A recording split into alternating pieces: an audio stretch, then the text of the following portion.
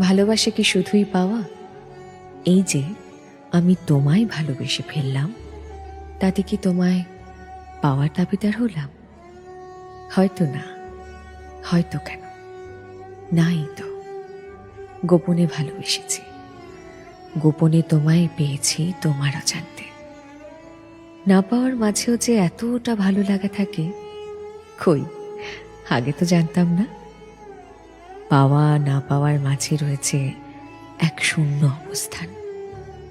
ভালোবাসি, ভালোবাসি সেই শূন্যতাকে, যেখানে নেই কোনো ইচ্ছে, নেই কোনো দাবি, নেই কোনো প্রতিদ্বন্দ্বিতা, নেই তোমাকে হারিয়ে ফেলার ভয়, যেখানে আছে শুধুই শান্তি, পরম ভালোবাসার এক অদ্ভুত শান্তি।